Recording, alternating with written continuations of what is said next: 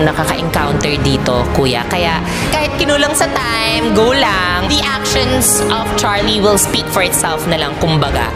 Esnir, ikaw daw ay playing safe at walang empathy sa iyong mga kasama.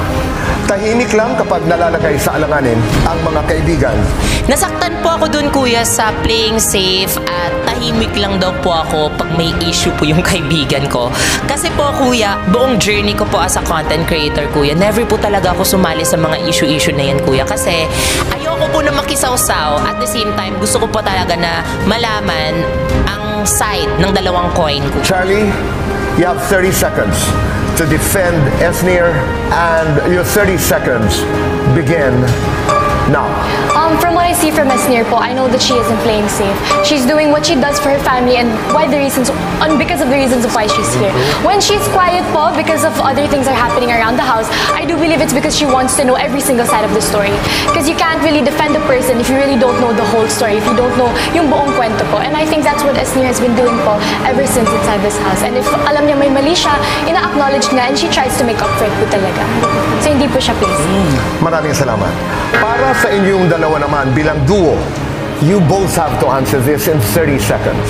Sabi nila, paawa daw ang duo ninyo para makakuha ng simpatya at para manalo. Defend yourselves and your 30 seconds begin now.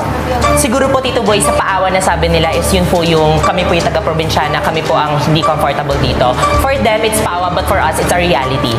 At that is why andito po kami talaga para to show everyone na this is a reality and this is not just a card for us to pull. Kaya hindi po yung paawa. But this is not a card to pull talaga po. We are really representing who we are and what we came from. We know that we're not comfortable in lives and yes po taga-probinsya kami, yes po breadwinner kami, but it's also to really raise a flag that even if taga-probinsya ka, you can have a chance here in Manila po.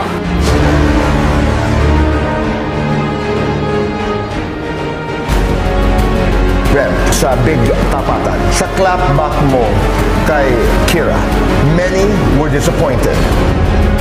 As for, mas nababagay daw sa inyo ang titulong Big Winner dahil sa madalas niyong pag-iyak. Isa sa inyo ang itatakdang maging Big Winner duo ng edisyong ito. Bibigyan ko kayo ng isang huling hamon para makakuha ng boto sa pamamagitan ng inyong sariling sikap, diskarte at galing. Ito ang tatawagin kong 1 Million Vote Challenge.